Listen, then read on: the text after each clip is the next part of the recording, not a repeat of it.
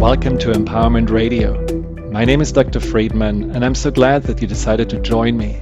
Empowerment Radio is about giving you the insights, tools, and solutions to address some of the most challenging aspects of our daily lives. So sit back, relax, and empower yourself. Welcome back to Empowerment Radio. We're talking about the 10 keys on how to create anxiety-free living. And if you hear a little anxious voice, this is my cat who has separation anxiety. So whenever I'm locking her out, she's starting to scream and yell. So she's with me now, but she may be still screaming, yelling, complaining. Who knows? We'll see. I'll try to make sure that she's quiet. Before the break, we talked about the curiosity and just being aware of how do I create anxiety? What are my thoughts and patterns?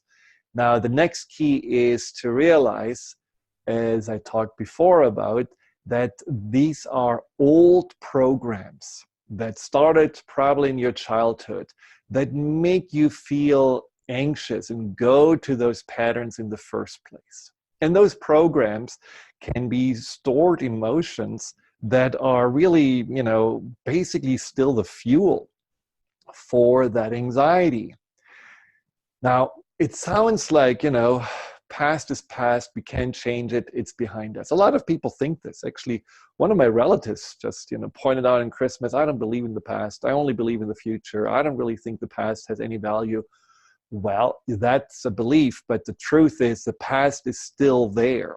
It's somehow inside of us stored. And one of the most, I think, obvious, but also hardest experiences about that was with my father.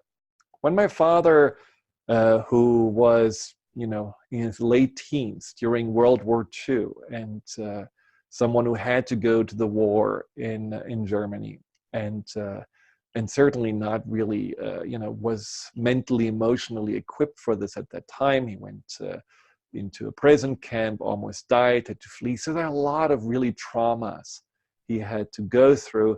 When my father was operated on his heart, when he was in his late 70s, after the operation, he went into a post-operative delirium, which basically is something that we cannot really explain other than that there are deep stored memories and emotions that are unlocked through the surgery and the general anesthesia. And that's exactly what happened for my father, who for several days believed that he was back in the war.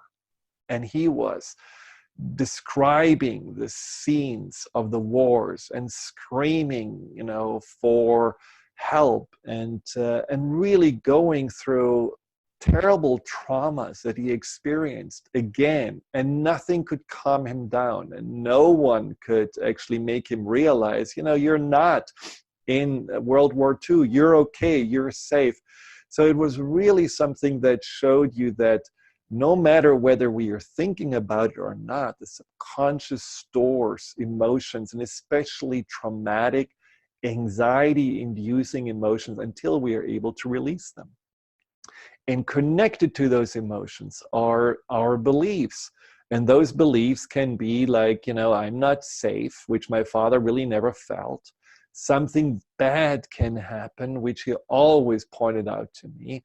The shoe gonna drop. I need to be in control. Things like that. And for many, it's also that feeling of not being good enough and feeling not really, that we are able to measure up or fit in, which I certainly can talk a lot about in my own case, and many of my clients feel that way as well, as one of those old programs of their anxiety. Now, what's so important about updating those programs is basically getting out of those childhood protective patterns and really updating yourself to, I'm an adult, and I can see the world and myself and the situations I'm in a very different light. See, in some ways, the subconscious is like a hyperprotective nanny that was looking out for you, for the first 15, 20 years of your life. And and doesn't really get it that, well, I am actually much more capable, self-reliant, has much more possibility at my hands than when I was little.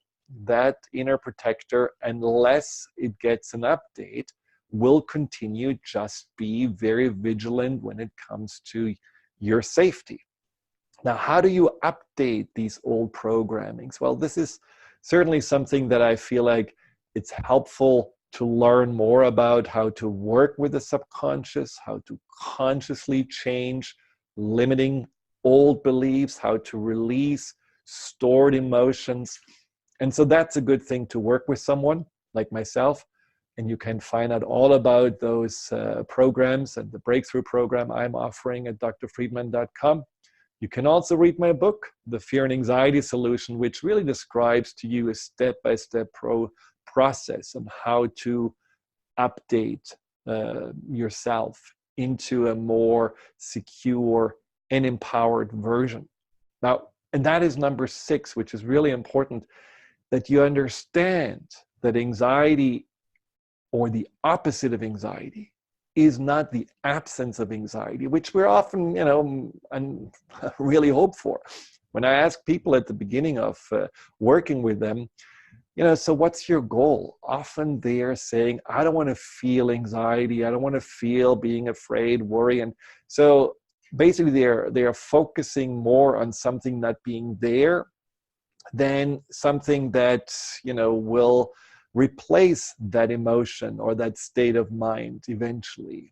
The problem when we focus only on something, that we wish it would be not there, is that by focusing on that, I don't want it to be here, it's still going to be in the forefront of our mind. I don't want anxiety. Well, all you focus on is anxiety. So the opposite of anxiety, I find, is trust. Not peace, not confidence. It's really trust. Trusting in what?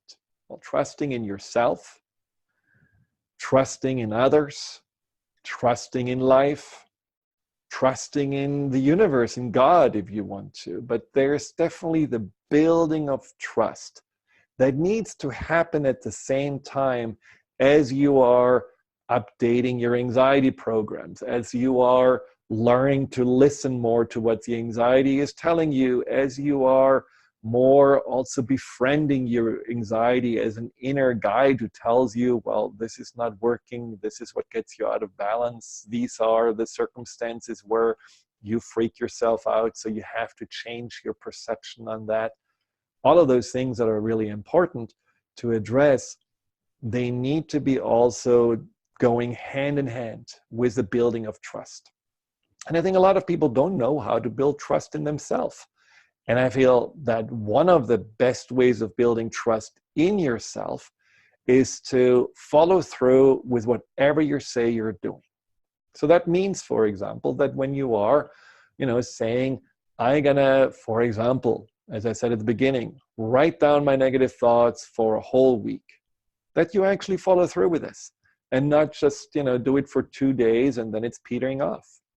Or if you're saying that I will stop drinking 10 cups of coffee because I know that it causes me more anxiety, again, that you follow through with it and not just do it for a few days and then stop yourself.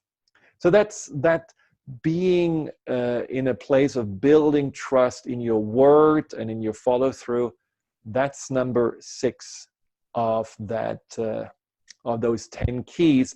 Now, trust in life or trust in others is simply appreciating and letting go of those assumptions. Often when people are in anxiety, they don't really see anymore the good things that happen. They have clients that have, a happy marriage or beautiful children or, a great home or a loving dog or whatever it is. But their focus is only on, is the anxiety there? How much anxiety do I have? Will the anxiety come back? And so trust building is then really also widening your perspective and seeing, yeah, I know I'm still in the healing process of anxiety, but I also can really soak in the love and the kindness and the compassion that comes my way. And I can see how, for example, the universe shows up for me. That's one of the funnest exercises you can do, just to every day look for the little treasures that happen in your life. You know, those synergies. You know, you're late for work and all of a sudden all lights are in green, or you think about someone and then they send you an email 5 minutes later, and things that you just cannot explain, but you enjoy. The little treasure hunts where you feel like, A, I seem to be somehow, you know, not alone, I'm taken care of, and B, I don't have to be always in control.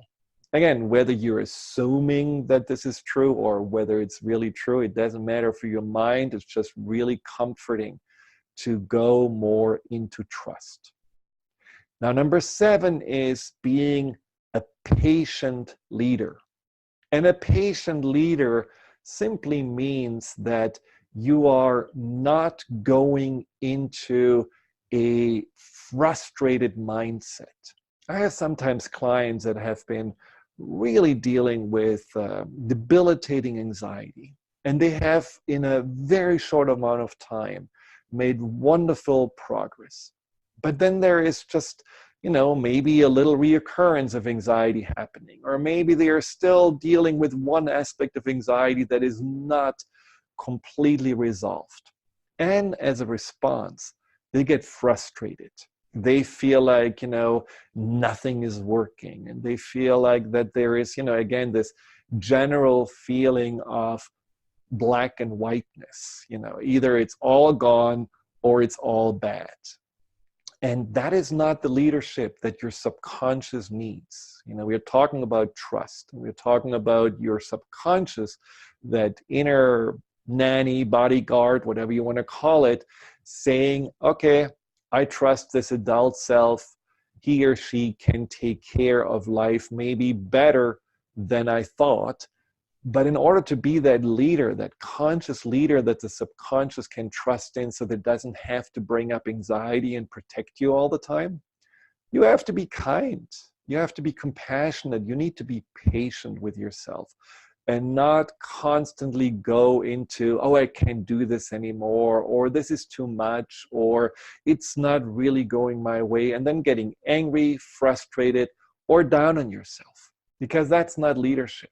I mean, have you ever, you know, felt that being like this, frustrated, impatient, unkind, works with your children, with your spouse, or with your dog? No, it doesn't. You have to be really clear, consistent, compassionate, and patient in order to be that leader and that authority for yourself that your subconscious needs. So that means also when you're saying, I'm gonna take care of, you know, my mental, emotional health, I'm gonna be, you know, someone who's following through with his or her routine to, you know, get well. This can be a routine, you know, of meditation, a journaling routine, going and seeking help, whatever those routines are that you're choosing to do, that you are going with it and you're looking for progress, and you're not just looking for perfection, because frustration comes from, as I said before, you know, all or nothing, black and white. It has to be perfect or it's wrong, and just being a little bit more in that mindset of, yeah, it's a growing process. This is why I find that thought that it's not about, you know, just healing or overcoming or breaking through anxiety. It's really about outgrowing it. Is you know, setting your mind already into that idea of, well, growth is taking time, and it needs to not be rushed, and it needs to really, you know, be built on a solid foundation. That's number 7.